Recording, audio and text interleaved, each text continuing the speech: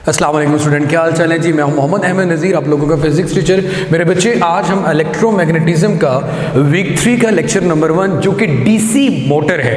अब मेरे बच्चे, इससे प्रीवियस टॉपिक जो कि torque acting on a coil placed in a magnetic field था मेरे बेटा, उसमें मेरी जान आप लोगों को टॉपिक पढ़ाने का मकसद इस डीसी मोटर के कॉन्सेप्ट को समझना था, अदरवाइज वो आपके स्मार्ट सिलेबस में इंक्लूड नहीं था। जरा गौर कीजिएगा मेरे बेटे, डीसी मोटर को स्टार्ट करने से पहले थोड़ा सा मैं आपको चीज़ें रिकॉल करवाऊंगा और उसके बाद डीसी मोटर की तरफ चलेंगे।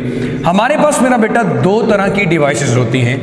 एक को मेरी जान हम नाम देते हैं मोटर्स का और दूसरे को हम नाम देते हैं मेरा बेटा जनरेटर्स का। मोटर्स और जनरेटर में फर्क क्या है, डिफरेंस क्या है, सबसे पहले तो मेरा बेटा उसकी बात करते हैं। मोटर हमारे पास एक ऐसी डिवाइस है जो ये काम करती है कि वो आपकी इलेक्ट्रिकल एनर्जी को कन्वर्ट करती है मैकेनिकल एनर्जी में। It converts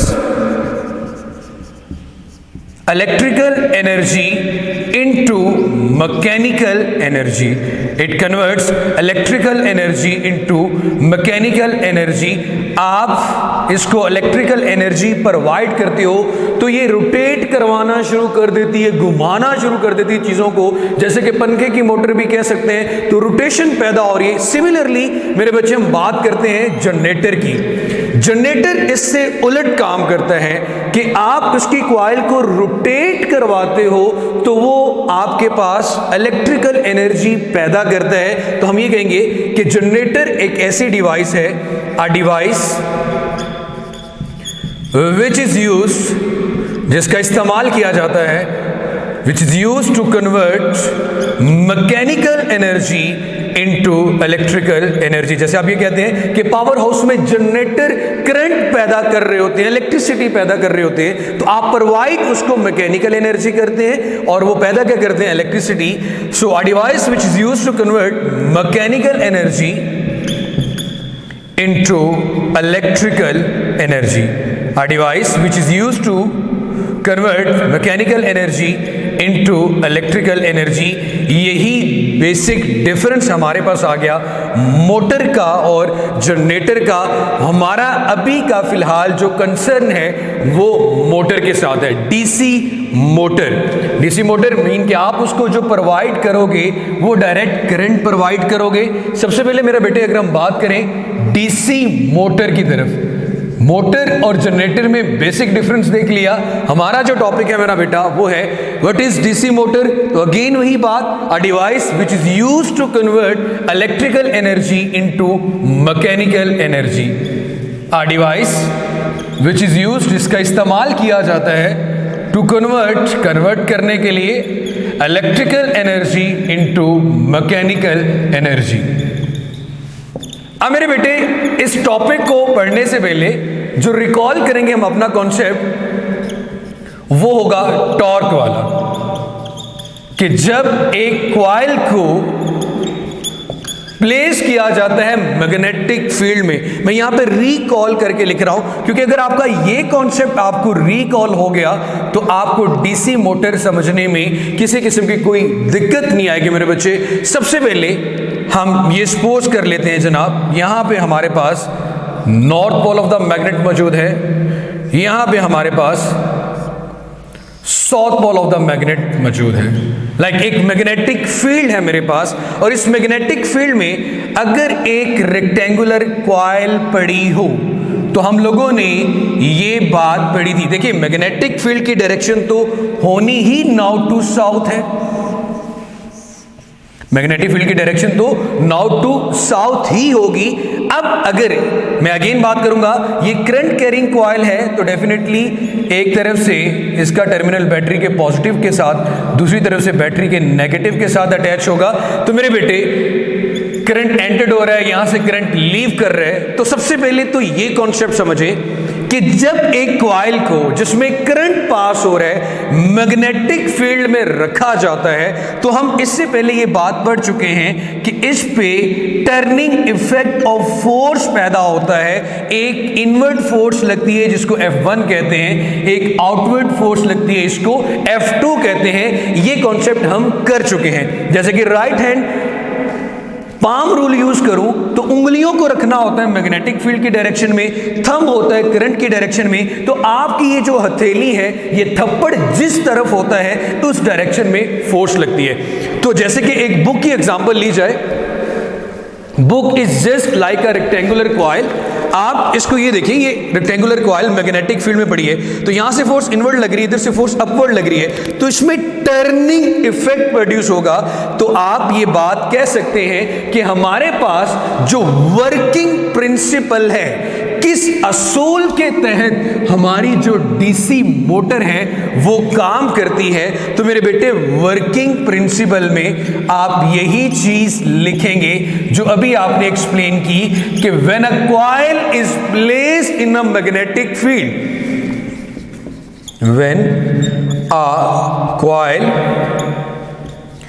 is placed in a magnetic field, जब एक कॉइल को मैग्नेटिक फील्ड में रखा जाता है तो उसमें टर्निंग इफेक्ट पैदा होता है। Torque is produced in a coil, torque is produced in a coil.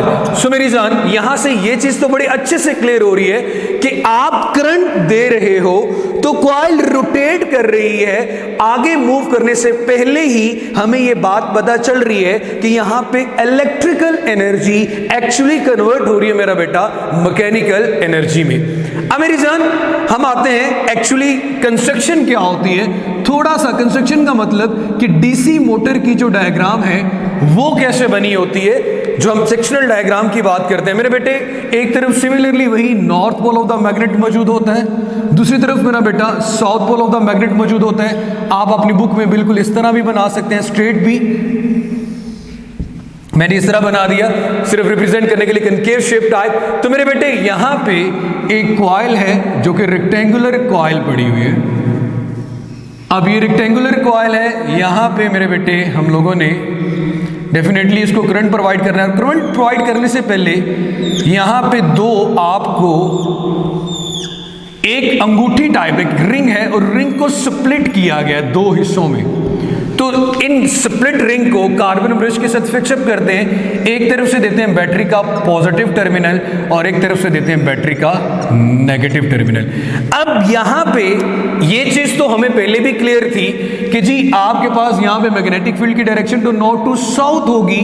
B आपका ये आ गया, यहां से करंट एंटर हो रहा है, यहां से करंट लीव कर रहा है। इतना तो हमें भी पता है मेरे बच्चे कि यहां पे जो फोर्स लगेगी वो इनवर्ड लगेगी, यहां पे जो फोर्स लगेगी वो आउटवर्ड लगेगी। तो इसमें रोटेशन पैदा होगी। जब इसमें रोटेशन पैदा होगी तो ये जो नई चीज आपने यहां पे एडप्ट की है, split ring with carbon brushes, इनका यहां पे क्या काम है?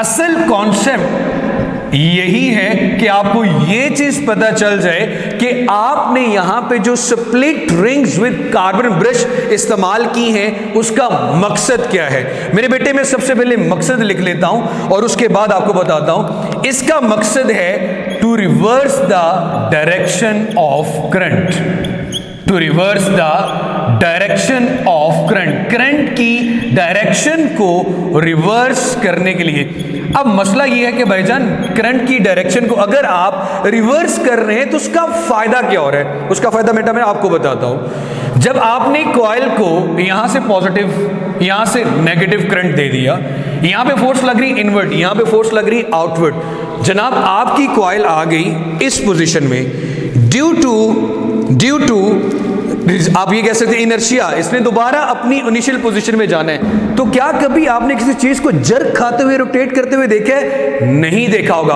हमें कॉन्टिन्यूस रोटेशन चाहिए, हमें कॉन्टिन्यूसली बॉडी रोटेट करती हुई चाहिए।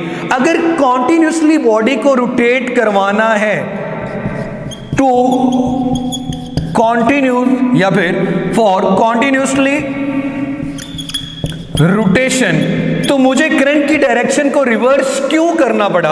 अब देखो ये इस तरह कम्यूटेटर इसे कहते हैं, इस अरेंजमेंट को कम्यूटेटर कहा जाता है। इस कम्यूटेटर का ये क्लिप फिलहाल इधर पॉजिटिव के साथ है, ये मूवेबल है, इधर नेगेटिव के साथ है। जैसे ही कॉइल रोटेट करेगी, ये कॉइल के साथ अटैच है, तो ये टर्मिनल जब इस तरफ आके कनेक्ट हो जाएगा, ये नेगेटिव हो जाएगा और ये पॉजिटिव हो जाएगा।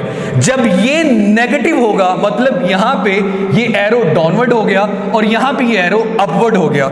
जब एरो डाउनवर्ड और अपवर्ड होगा तो फोर्स की डायरेक्शन भी तब्दील हो जाएगी। जब फोर्स की डायरेक्शन तब्दील होगी तो मेरा बेटा डेफिनेटली आपकी कॉइल नेक्स्ट स्टेप पे जब पहुंच जाएगी, दोबारा वापस नहीं आएगी। तो अगेन एक ही कॉन्सेप्ट का डिफरेंस था टॉर्क में और डीसी मोटर में, कि डीसी मोटर में हम यहां पे कम्यूटेटर अटैच इसलिए करते हैं because we have to reverse the direction of current. और अगर हमें करंट की डायरेक्शन रिवर्स करनी है इसलिए करनी है क्योंकि हमें कॉन्टिन्यूअस रोटेशन चाहिए। तो कॉन्टिन्यूसली आपकी कॉइल को रोटेट करवाने के लिए लम्हा ब लम्हा, मैं ये तो नहीं कह सकता कि एक दफा बैटरी का पॉजिटिव इधर, नेगेटिव पॉजिटिव इधर, नेगेटिव इधर, पॉजिटिव इधर, नेगेटिव इधर, मेरे लिए मुश्किल होगा। तो अरेंजमेंट इस तरह कर दी कि यहां पे कंडक्टर का यूज किया जो इस तरफ जैसे जैसे कॉइल रोटेट करती जा रही है वैसे वैसे ये कम्यूटेटर भी अपनी पोजीशन चेंज करते हैं। इनकी पोजीशन चेंज होने की वजह से